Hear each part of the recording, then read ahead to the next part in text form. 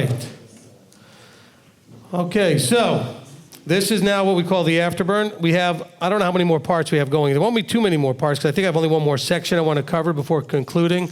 So I don't know, this still may be 3, 4 more, whatever. But the next part we'll be talking about possessing everlasting life. Okay, that's where we're going. We're going back into the Gospels. I think we're going to be in John for a little bit. So just to give you a little preview of where we're going, we're heading into some of John's writings and hearing Yeshua talk about the idea of possessing. Because that's part of the problem also from the mainstream of Christianity's teachings is that they want you to believe that you already possess everlasting life, so therefore you got nothing to worry about. Isn't that part of what's out there? So we're going to deal with that. We've dealt with works. We dealt with belief, right? We talked about that. We dealt with salvation and understanding those issues. So now I want to talk about this idea of what the reward is and how that all comes together by the idea of possessing everlasting life. All right. This is called the Afterburn part, where you can go ahead and raise your hand and ask a question or make a comment about today's teaching. All right. Shockingly, Mr. Steve wants to say something. Even online, I know he types them in. So, but anyway, Robert will take your comments and questions online. If you're here, Daweed will walk around with the microphone and give you that. And so, you want to go first? Okay, Daweed has something to say. Go. 2 things, 2 comments. One is every time you talk about Gentile believers that are talking about, or somebody talking about somebody else that says they're a believer, I always think to myself the scripture that says, even the demons believe and tremble. Well, but I don't want to, I like that, I understand, but I don't want to compare them to demons. They just don't know. I mean, they think, look, there are people out there, I would say the vast majority of people that are in a Judeo-Christian something, all think that they've got this kind of figured out and they're doing it the best they can. So I don't want to compare it to that, although you're right. The verse says that. Even the demons say they believe. But these are, the demons know they're wrong. Okay, they know that they believe that Yeshua is. But they also know that what they're doing is wrong. These are people that don't know what they're doing is wrong. They think they're right. They've been taught that they're right. They've been living it out the best they can. Some of them with a lot of integrity, and some of them behave a lot better than you guys do. They're nicer, gentler, sweeter, more caring, and all that stuff. We should learn a lot from that. They try to have that fruit of the Spirit in a bigger way than sometimes we do, which is shameful that would be the case. Not shame on them, but shame on us. Okay, but just realize, though, when you're coming to me, I don't know why people feel the need to kind of throw that in there. Well, my friend so-and-so at work and blah, blah, by the way, he's a believer. What is it even relevant? Am I going to decide to pray or not pray for them because you told me that? And how do you even know what they believe? We don't. And so let's just be careful and get away from that. But go ahead. Yep, comment 2. Comment 2 is basically like this. You mentioned paying attention, and I know from my own past that it's very difficult for me to make the distinction of what exactly means pay attention until I got into Hebrew, and then I understood, coming from the Hebrew side of things, there's a phrase called sim lev, and it means sim meaning place and lev meaning heart. Right. You're placing your heart, you're placing your focus on something. That's what it means to sim lev, or pay attention. So I just thought I'd throw that out there. Amen. Look, there is what he's talking about as far as placing your heart. There's in personal development teachings and a lot of the personal training stuff that's out there for coaching and everything else.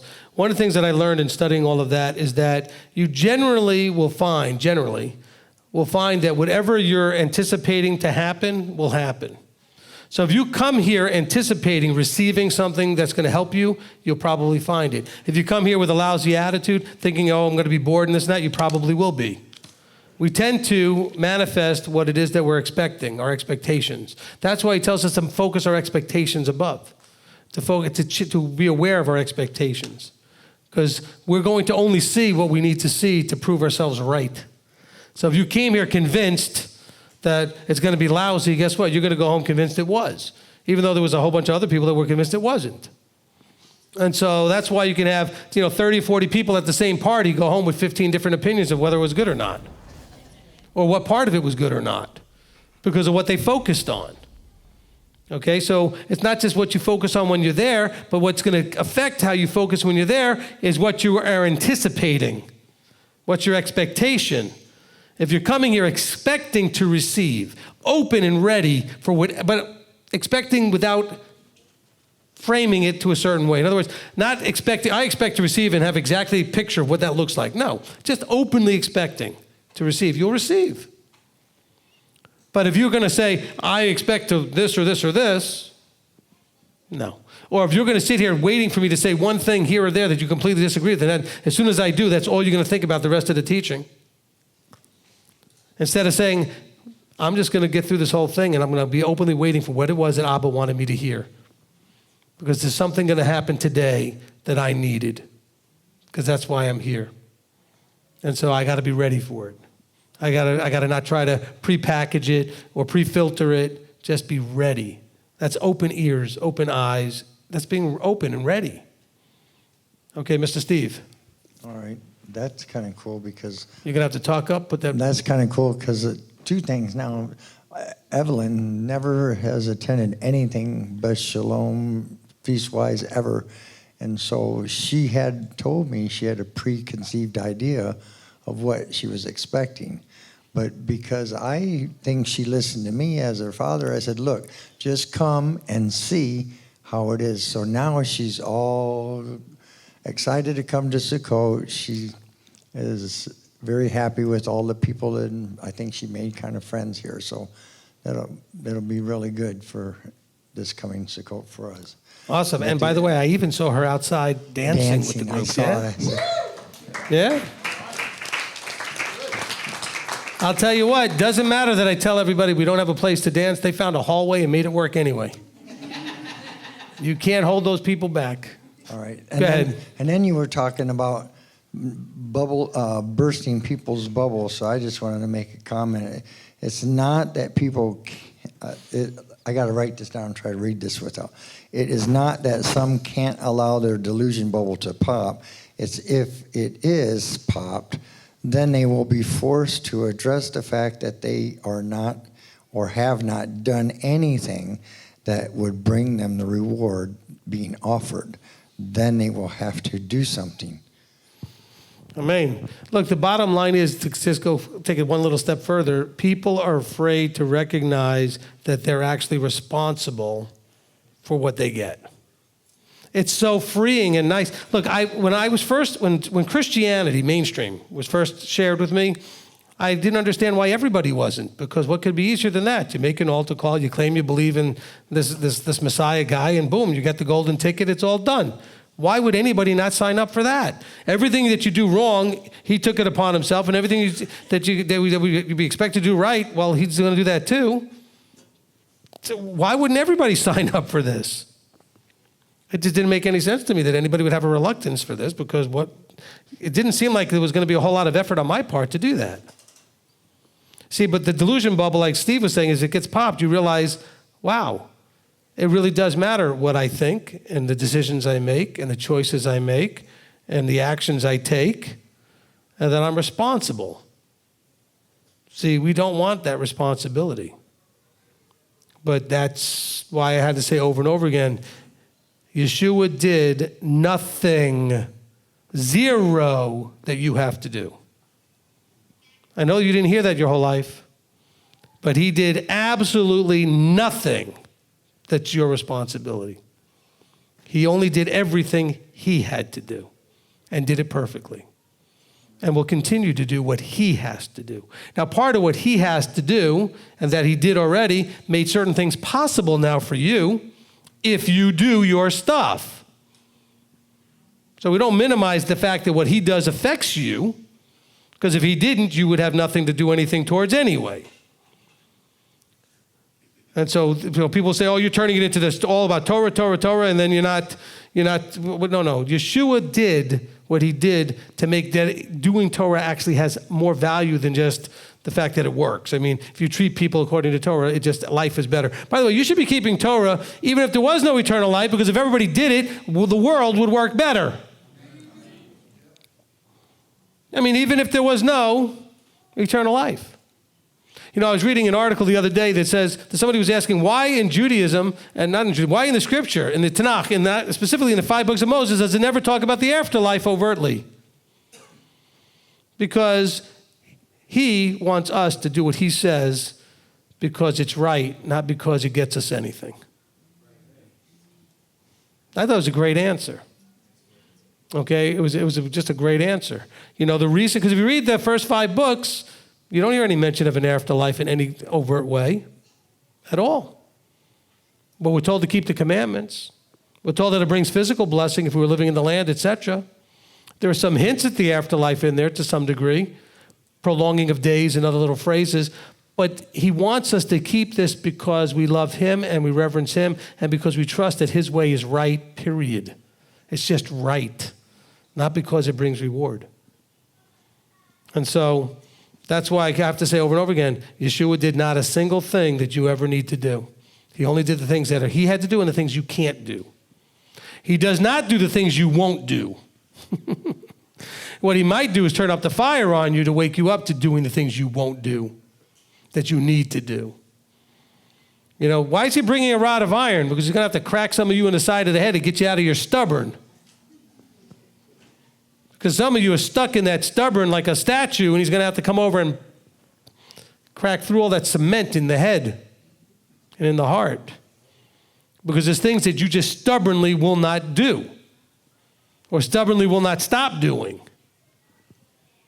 And so you're going to need to get cracked. Just come up and give you a smack. Zarek. Actually, I have a few things that's just kind of, as I saw, I love relating things to the military because I grew up in it and it's easy for me. Just repeated throughout all the different stuff. And one is, you know, in the military, you go in, we teach you double expectations. One, expect that you're going to hear something you didn't like, but in that expectation, understand that also expect there's still something you can learn from it, even if you didn't like it or it doesn't seem like it's helpful right now. Take it, put it in the box for later, and eventually it does come out and you need it. You just don't know when. And also in that, a lot of the stuff where you're talking about. And hold that thought. I want to say something. He was talking about taking lessons from what you learning from what you like or what you don't like. Okay, so you're eating the stuff you eat, and it's not helping your health, and you're getting fat and all this stuff, but it tastes so good. Wouldn't it be so easy if it just all of a sudden didn't taste good? See, because you're not learning lessons from what you like. It's, as a matter of fact, it's really hard because you like it to learn any lessons from it. And you refuse to make the connection that, the 14th piece of cake that you ate is affecting the reason why you've got the whatever you've got going on. Because how could it be that I could like something so much and not be allowed to keep eating it because I like it? But you know what? There's stuff that when you first tried it and you didn't like it, guess what you learn real quickly is, I'm not doing that again, right? You put it in your mouth, you tried it. Because I've had people offer me stuff and they're like, really? I was like, I don't like it. I never did, whatever it was. And they're surprised because sometimes it's something that's a dessert or something. But if you don't like something, there's no hesitation to say no. You learn that lesson real quick. So you can learn from what you don't like. And you can also learn from what you like. But you got to figure out how to which one's easier to learn from. It's actually easier to learn from what you don't like if you can pay attention. Okay? When you like something, you'll miss so much because you're too busy enjoying it. And you'll be blinded to some things. So thank you for bringing that up, Zarek. I appreciate that. Also, on that same line of work, in the military, especially in basic, which I've always thought of when it comes to your walk and tour, it's a whole lifetime of basic training. And in basic, one of the big things they drill into you as soon as you step off the bus and before you've actually started basic, hey, we're coming in here, but before we can get you to where you need to get to, understand, we know what we're doing. We're going to train you and do all the steps that we can do to teach you how to get to here. But none of that's going to matter if you don't come in here going, well, I didn't know that. I need to learn how to get here, and let us do it. Let us break you down to ground zero so we can teach you how to step up to where it's going to be at the right way. All right, how many people are ready to sign up for MTOI basic training? We're going to send you all the basic. Break down all of that junk. How long does basic run? Depends. Generally. 10 to 16 weeks. 10 to 16 weeks. Some of that's advanced training. The actual basic is 8 weeks. 8 weeks. All right, but 8 weeks of intense, you can't argue, you can't, you just got to have to trust, and you let all that stuff get broken down out of you to bring you down to zero to start building up from scratch. I mean, that's kind of what I try to do with these teachings. I'm trying to break all of that junk out of you, but some of you are still, you know what? I don't know how to say this and not sound like I'm full of myself, but some of you are not ready to trust somebody like me from a microphone because you're still going to argue, you're still going to think you know better, you know what I'm saying? Now, of course, you shouldn't be listening to anybody from the microphone until you've vetted them and you've checked that and done all of that stuff, not just because, hey, this guy's got a lot of videos on YouTube, he must be smart. A lot of people out there got a lot of videos on YouTube who are not so smart, okay? Matter of fact, the less smart they are, the more views they have. There seems to be an inverse relationship to that. Like a cat or a dog that can't teach any Torah, boy, they got millions of views.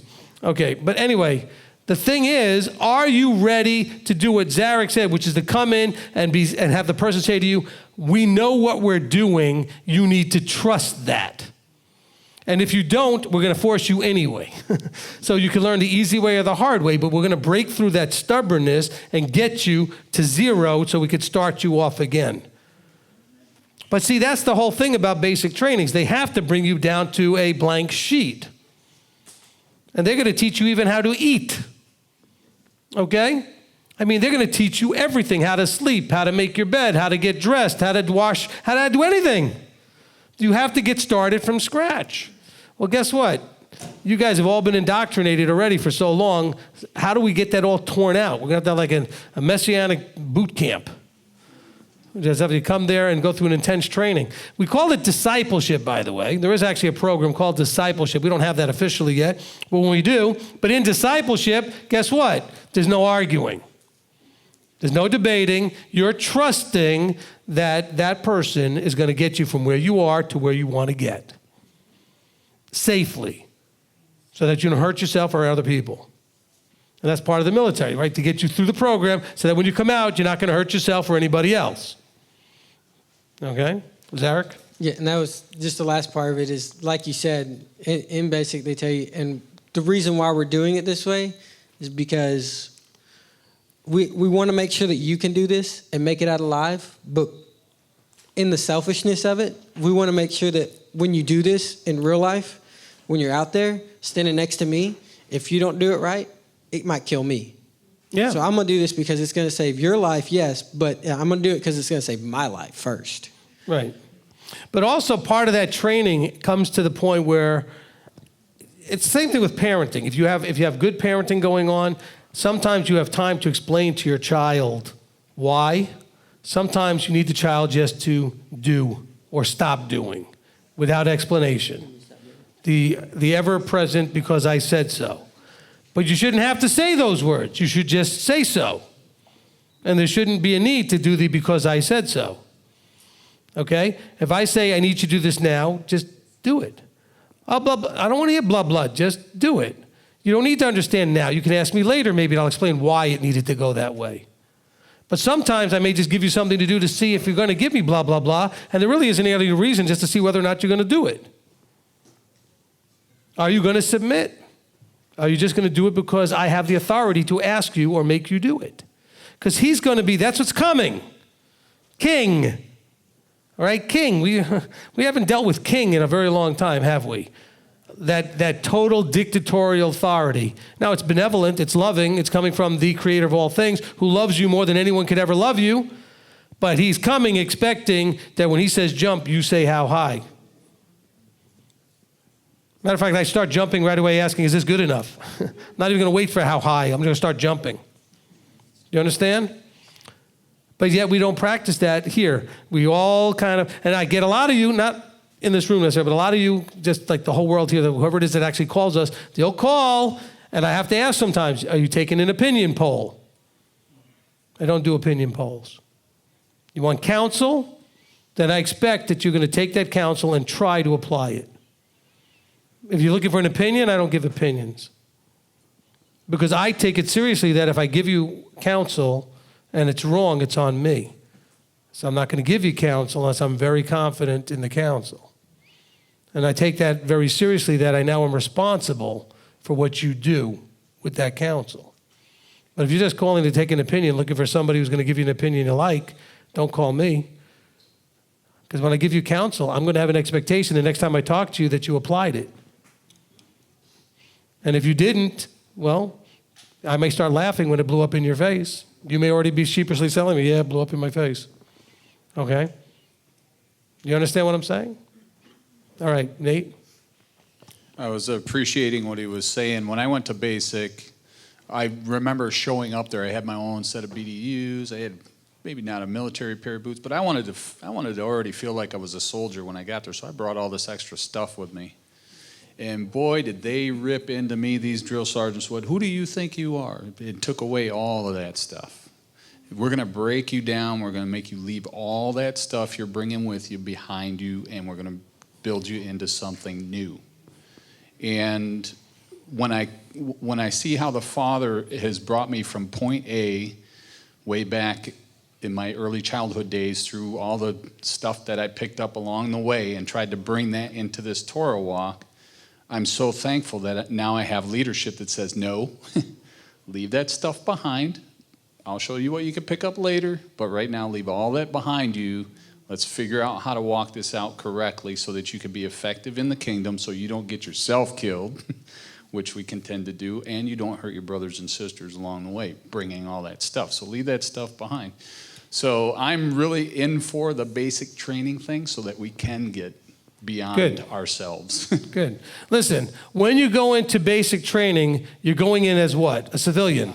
What do you come out at the end of it? Soldier. Soldier. Okay, so you come into this, a Gentile. What do you come out the end of it? Israelite. A Torah-observant Israelite, a covenanted Torah-observant Israelite. That's the idea. But some of you are kind of coming in and just kind of sightseeing. Okay, and kind of learning a little, like you're walking into the supermarket going, okay, I'll take something off of this shelf, and maybe something in this aisle. No, you don't get any choices, okay? They're going to give you what they give you. You take what they, you showed up with all your stuff and said, that's real nice, real cute, put it over there, okay? You're going to take the ones we issue you, okay? And you're going to keep them perfect and keep them clean and do it the way we say. And so that's the whole thing, though. Are you looking to come in and be, there's a lot of verses talking about letting leadership lay hands on you, with the idea of letting them mold you and lay hands on you to whatever degree. Not in a cultish way. That's why you have to vet first. I don't know how many times I have to say this, but I'm always assuming you've already done the vetting. Once you've done the vetting, though, stop arguing, stop fighting, and let the leadership deal with you the way they need to. If you're not prepared, then don't go into that leadership. Find a leadership that can do that with you. And when you're ready, come up to that leadership and say, I'm ready. Now, some of you have done that with me, and then when push came to shove, you weren't really ready. Because that moment came when I said, stop arguing. But I want you to disciple me. Then stop arguing. Okay? But I don't understand. Do it, you'll understand. Don't argue, just do it, and then you'll trust me. We'll have more discussions, and you'll understand it. But I don't like that decision. What does that have to do with anything? I'm serious. What does that have to do with anything? Okay, you need to do the vetting first, though. See, the problem is you, as a whole, I don't know how to be more blunt, are just too lazy to do the vetting. In other words, part of the vetting is tasting. Give the leadership, that the best vetting is to try them out. The vetting doesn't mean do a thorough background check and ask everybody's opinion who doesn't like the person. Because you're going to find lots of negatives about everybody. Do you think there was negatives out there about Yeshua, about Paul, about Peter, about John? There was plenty of negatives about everybody. The point is, the best thing is for you to watch and observe and then taste of. Put a little test out there and say, here's my situation, Rabbi, how would you handle it? What should I do? And then you try it. What's the worst that's going to happen? Your life isn't going to get ruined from trying one thing. And then see what happens. Don't make it a big life-changing major thing, but just start to taste of it. By the way, you also, part of the vetting is talk to people like Nate and Daweed and Trisha and others who have tasted. Those who come and they actually have submitted under and they are doing this process the best they can, and ask them what that's like. in case you want to know. Find somebody that is doing it. Ask them how they felt about it and how excited they were at first. Okay? I mean, the first words out of Nate's mouth when I met him was, I'm not buying what you're selling, so don't even bother. This leadership thing. That was literally the first words out of his mouth. And I said, okay, I'll see you, have lunch. We were literally going up to eat lunch after a service at Sukkot. And the first thing he looked at me, he said, that leadership stuff, we ain't buying it. Don't even try. That's cool. We're having a good time, but So that might be a good person to talk to because he's come to a whole different place. But that's the vetting thing that you got to do. Okay, but once you have done that, like Yeshua says, taste of the Father and see that he is good. Or when one of the apostles says, taste of the Master and see that he is good. I could tell you about Shabbat till the cows come home, and you still won't understand it till you taste of it. Can we agree? Okay, so the same thing with leadership. If you're not willing to go taste of it, by the way, taste of it doesn't mean go ask and see if you like the answer. It means go ask and do what they say and see what happens. Amen. It's not go and see if you like what they say. It doesn't mean go see if you like how they say it. You may not like how I say it. But taste of it and see if it works. And not because I'm so smart, but because Yahweh will bless the submission. Okay? But he doesn't want to bless blind submission. He doesn't want a cultish thing going on. He doesn't want any of that stuff going on. By the way, you learn real quickly that I have no interest in that when you come to me for stuff that I tell you, that's not for me to, you're going to have to make up your own mind on that. Ask them. They'll tell you.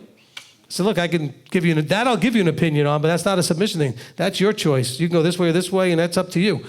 But I will give you the halakha thing, the Torah thing, the walk thing, and tell you what needs to be done. And so you want to also taste that the person you're dealing with knows that line and does not want to control you and dictate everything in your life.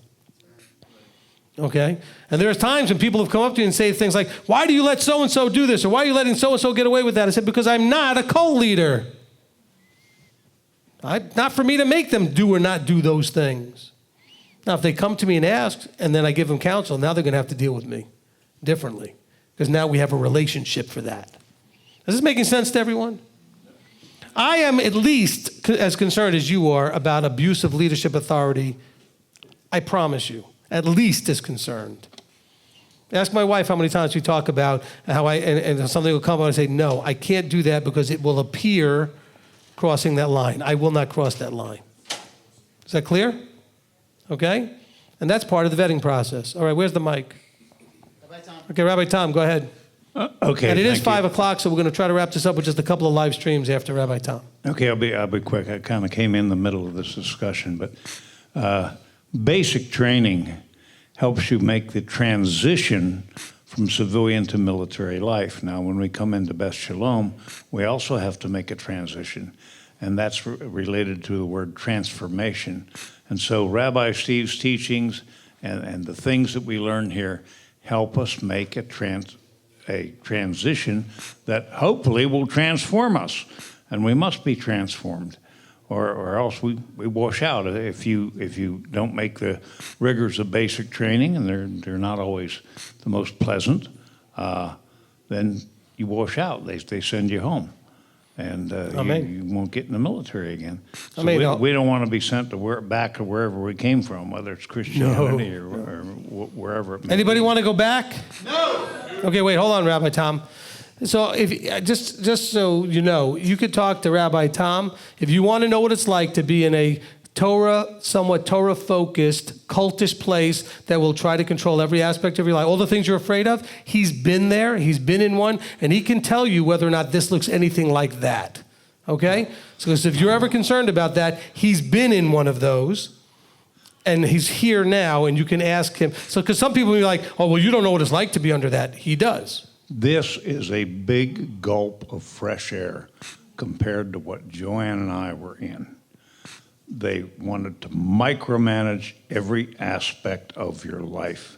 And they tried to use the Torah to do it. And they made you feel like you were an insignificant worm that had to obey every word that came out of the leader's mouth. And like I say, this was a big gulp, a whole bunch of big gulps of fresh air and cool water compared to what we had been in. So not everyone who teaches Torah is a good person. Amen. Amen. But- well, again, those fears are legitimate, but talk to the people that come, Nate was very concerned about that. Rabbi Tom was concerned. I mean, the people that come here are very concerned because they had those experiences. I mean, there was a reason why Nate said to me, I'm not buying what you're selling, because he'd already bought it a few times and it blew up in his face. Okay, so he said, I'm done buying into that, because every time I do, it blows up in my face. So I get that. Okay, I get that. But you know what? Everybody has their role, and we have to start utilizing those roles better and recognizing those roles better and understanding what we're supposed to do, how much we're supposed to rely on leadership to help us. By the way, as leadership, I will not do anything different than Yeshua. I'm not going to do anything for you you need to do. But I might give you counsel and instruction, and saying, like, I might tell you, you need to go get a job. You need to go fix this. You need to go start doing that. Okay, then you still need to do it. Does that make any sense? Okay, and some of you might not like it because I have a pretty good hard boot sometimes. Yeah. Okay? And I might use it because some of you have been coddled too much and everybody just makes you, with enabling and codependency, it's no good. And if you're looking for enabling, entitling, and codependency, please don't call me, only because it won't bother me. You're not going to like what you get. Okay? Not because I'm going to be mean. I don't coddle. Anybody know what I'm talking about who's called me? Yeah. Okay? And I'm not going to be codependent with you. And I'm not going to be an enabler. Okay? You don't need that. Do you see that anywhere in here? No. Okay? Robert, what do you got? From Jonathan Thompson, Revelation 3:5 and 12 took him to Revelation 2:17 with regard to overcoming, reward, and Yahweh giving us a renewed name. Mm-hmm. Why is it no one knows but he who receives it, and will names given have our works in them? No idea. That's on a need-to-know basis, and we don't need to know at this point, apparently, so he hasn't told us. But what he is telling us is that there's going to be new things coming, so stop being so obsessed with the things right now. Okay? All right. From Alicia. By the way, other ministries would have just made something up right there. See, I don't have a problem telling you. Doesn't say, and I don't know. Yeah. Revelation 3:5 and also Revelation 20:12, the book of life is mentioned. What difference or what connection does this book have with the book of remembrance mentioned in Malachi 3:16? And does this explain the part of Revelation 20:12 saying the books were open? It could possibly be connected in some way. I know we talk about the books of remembrance when it talks about, I think it was in the fear of Yahweh. Those who fear Yahweh, books of remembrance are written, etc. There's not enough connections made to give us a really good sense of what we're talking about there. It is most likely that it's the scrolls that they're thinking about that have the law in it and stuff that you're being judged against that are being opened up so that they can say, well, this is what it said to do, and this is what you did, good job, or messed up, I mean, that's sort of more the likely thing because it makes sense, the idea being that the judgment and those books were connected together. It also could be, of course, the record of everything you did. Well, here in the book it shows that you did this and you did this and this, so what do you got to say for yourself? Because we know you did it. We don't have to bring in witnesses and everything else. This is you. We have, here, play the videotape. See that? Isn't that you? Yeah, that's you doing that stuff. So we have all that going on. And so I don't know that there's a connection there. The book of life, I know that the Jewish community refers to the book of life in a somewhat literal way, in the idea that coming for Rosh Hashanah through Yom Kippur is when we're worried about getting written into the book of life for another year. And so I don't know what we can take metaphorically versus literally out of the fact that it's mentioned in a couple of places. But what matters is to know that these things are used to decide what you get. Okay, because that's where things are getting written down.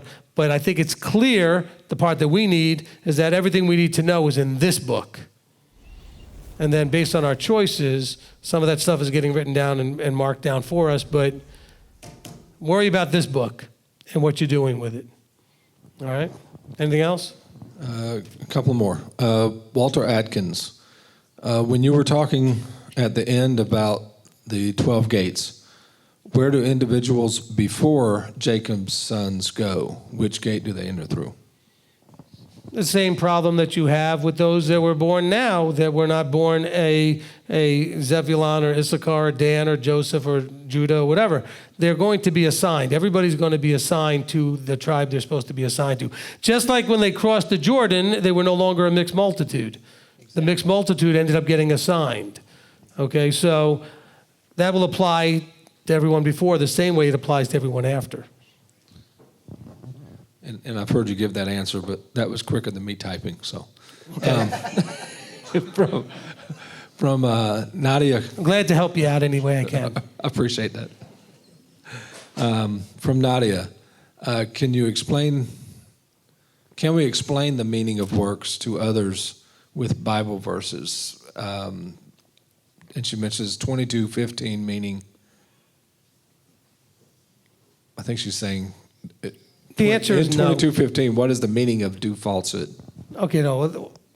First of all, the answer is no.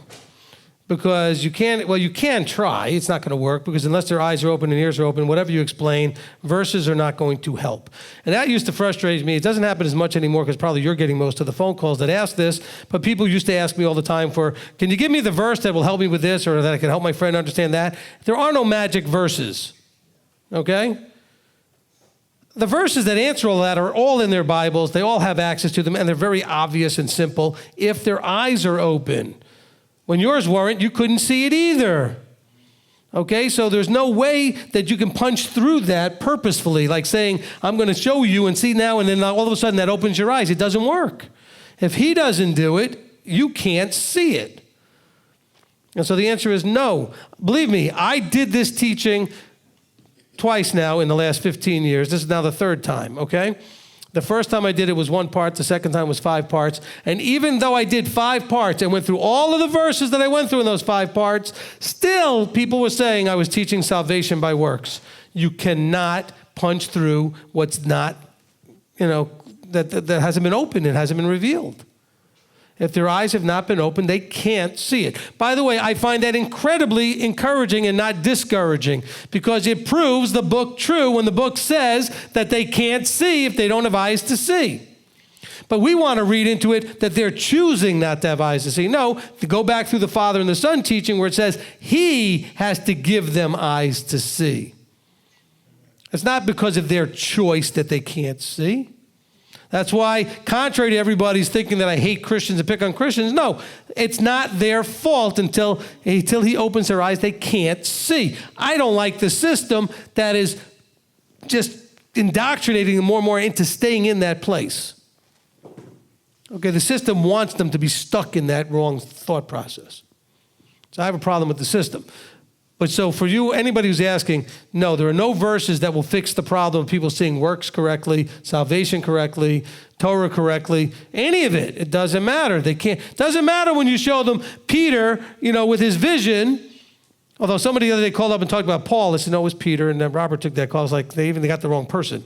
Okay? But Peter in Acts 10, it tells you right in there, if you keep reading, the meaning of his vision. That it was people and not food. But you can't show that to anybody and get them to see it. Have you tried? Has it worked? Okay, all the people who said yes, they tried, all said no, it didn't work. So let that be a lesson to everyone. Just pray that Abba opens their eyes. Stop arguing with people, leave them alone. Okay? You walk it out, let them see that it works. That's the important thing. Daweed? Who else? What, has their hands up? Raise hands, everyone. Who had raised hands? Really want to go quickly. Does anybody have something? Okay. Okay, we'll bring it through real quick. I started 20 minutes late, so. Hey, I'm not the one who has to worry about being hungry. You guys still be hungry. I don't care. The Rebbeson says she's not teaching, so she doesn't mind how long we keep the kids over there. The other teachers will handle it.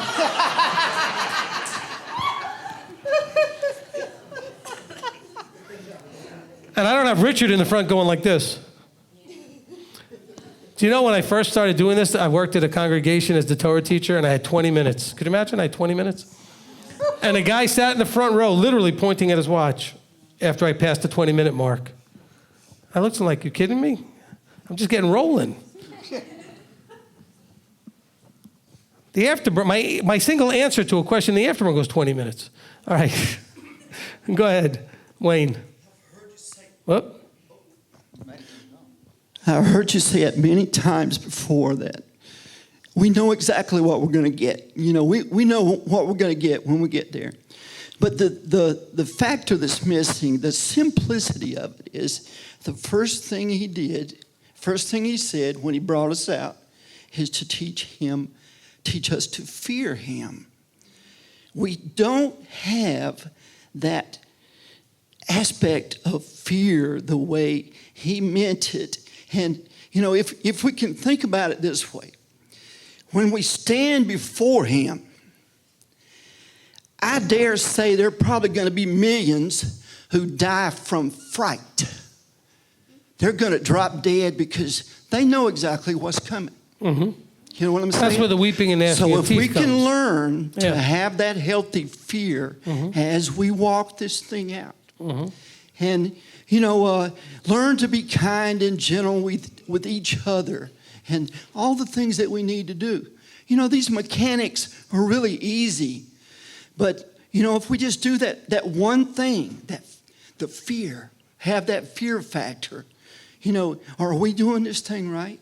What is he going to think about this? You know, so just Amen. wanted everybody to remember that fear factor. Amen. Amen. Amen. Amen. Look, you know, if you want to know where to start with people, there's two things you have to get them to start with. If you really push me to say, where do I start? Normally I tell people start whatever, you know, you look at the title of a teaching and just grab whatever you think actually might hit you as what you need to hear at the time. But this is dealing with the God of who? Abraham, Isaac, and Jacob, right? The Elohim of Abraham, Isaac, and Jacob. Okay, so they first need to understand who they are. So I would have them run through discovering your identity. But once they know that they're supposed to be Israel, they got to start with the fear. When I used to go in as a guest speaker every now and then, not often, I used to go speak someplace, I always taught fear of Yahweh because that's where it has to start. So if you haven't heard that teaching yet, if you're new, you just found this, you know, ministry, whatever, you want to go back and listen to, find it. The fear of Yahweh, I don't know, is it 7 parts or something like that? It's 8 with the introduction. Okay. No, 8. No, that's the discovery of that. There's no introduction to fear of Yahweh, is there? Yeah. An introductory video. Okay. I thought it was 7 parts. Okay, but anyway. Oh, there's an 8th video that's really short? Yeah, it's just an intro. It's just an intro. Oh, I didn't even know that. Okay. Yeah. 7-part series. Forget about the word about that. Okay, but the thing is, that's the one you want. All right. Listen, there's 500 videos. I can't remember everything. Okay, have we all gone over 500 yet on YouTube? On the video count? Because I know we were close like the last month. Okay, so we have over 500 videos. So, I mean, it's a lot of videos. And over 12,000 subscribers. Yay! Hey, if you're watching all this, do me a favor, subscribe, because it helps us, and also hit the like button. Hit that like button. Let me see where we're at, subscribers. So you got me curious now.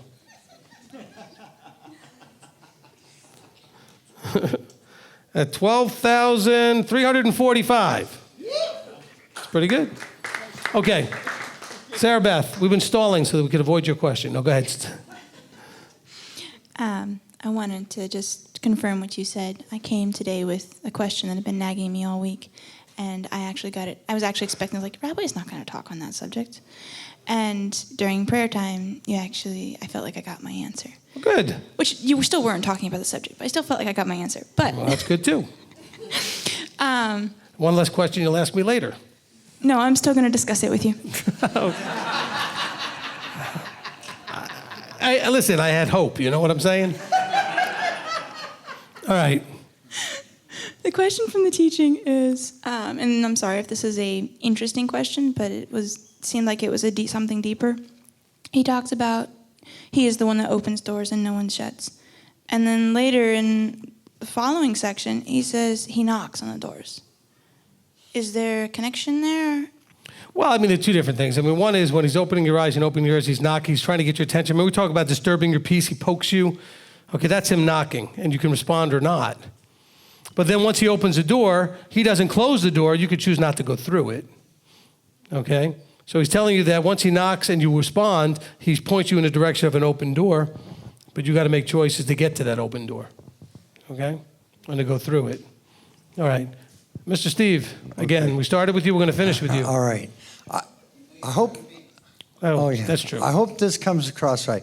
I want to let everybody know I love Rabbi to death, but don't go to him only because you like him to get counsel. Go to him because you want to like him because of the counsel. Don't like him don't like him first. Does that make sense?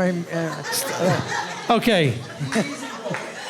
Don't like him first. Just get the counsel and like him because of the counsel he gives. That's what sorry, my head's like spinning a million miles away. But. Okay, well, first of all, no, that didn't make sense. But second of all, that's no surprise. Okay. I find it hard to speak Steve Waffle sometimes anyway. Okay? But I have learned to decipher you somewhat. Your wife is laughing because she's like, it's taken me a while too. Okay? But no, we do appreciate and get what you're trying to say, okay? You know, listen, let there be a lesson to all of you. He knows that he struggles to get his thoughts out clearly, but he does it anyway. He tries to get it done anyway. Don't be embarrassed and afraid, even if Rabbi's going to make a joke out of it. It's fun for everybody, okay? But I only did that because he was already making light of himself. He knew he was having a challenge with that. But the point he was saying is, don't just, come to me because you like me, but come because you're looking for the counsel and you appreciate what the counsel's going to do. And so it's not about going to somebody, well, I don't like him. Well, so what? It's the counsel that you're looking for. Okay? How many people do you think really liked, Moses' personality? Okay? But he was the guy who was in charge at that time. When you go to different people, I'm sure a lot of people didn't like Paul's personality. Okay? But you have to go to who you have who you're appointed to and anointed to and how it all goes and that's directed. But the thing is, you have to give it a try. And plus, don't go by this. Because what you get one-on-one is not exactly the same. Not because I'm a different person, but because the need to tailor something directly to you privately is different than trying to paint the brush for everybody in a general way. Okay, so when I'm sitting with you privately, I'm dealing with all of your stuff. And also, if I know you, I know where you're coming from. I know what you've dealt with. I know what the issues are there. And I can guide things from that perspective. Where right now I'm talking to a room full of every possible thing that could be going on. And coming from every possible scenario. Does that make sense? So you're going to get things a little different. So when you may say, but he sounds so harsh, and well, you might get that privately too. Okay? But that's only if it seems appropriate to me at the time. And I'm not always right about that, but you get what you get. Okay? What does that all say? You get what you get, and you don't throw what? And don't get upset? Right? Okay, you don't pitch a fit or you don't get upset? All right? You get what you get. I know every time I got that, All right. I needed it. What was that? I know every time I got that, I needed it.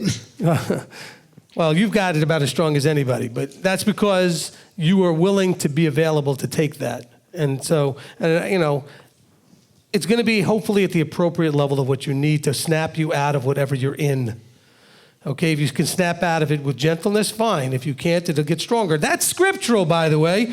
And if you don't listen, I'm going to curse you what? 7 times more. And if you still don't listen, I myself am going to come down, he says, and I'm going to curse you.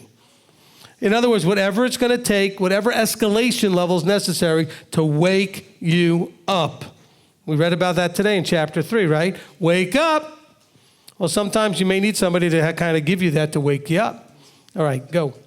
Talking about the differences of way you deal with people. The way you're here is not the way everybody. Doid's talked about how you deal with him. It's not the same as what I do with you. No, you've been very gentle with me. Right. Yeah. Everybody has that. He's trying to scratch your beard for you. All right? Okay. So just realize I try to be available to the Ruach leading what is the appropriate approach for each of you individually. which may change from time to time with you based on where you are. If you're really being all, kind of hard-headed, stubborn, and not wanting to listen, it may get escalated more than it normally would have been. Okay, it really just depends. He gets some of the things because we talk about some things, and I know he's not embarrassed about this, and they just didn't listen. And then finally, I'll be like a father to a son. I said, why are you not listening? And so, are you just messing around and playing with this, or are you going to do it? And so it works, though. It only works, though, because instead of getting upset and running away and crawling into a ball somewhere, he says, I needed that. And that's the difference, okay? Some of you are going to not listen to a word I say because I'm going to deliver it in the way that you didn't like. Even if I'm trying to be nice, I just didn't use the right word or the right way of saying it or whatever. I'm sorry, that's not what it's about. It's like Steve said, right? Steve said, it's not about you liking me. It's about liking the result of the council, okay? Let's not get hung up on personalities. Not just that, but sometimes when you have come at me strong and weren't aware of the entire situation, and I explained the entire situation to you, then you immediately came down to the level that it needed at that moment once you realized what was going on. So it's not that you just come at me 100% all the time hard. No. It's just if you don't understand something, you're asking tough questions that need answers, and once you get those answers, then you adjust to how it needs to be dealt with. Amen. But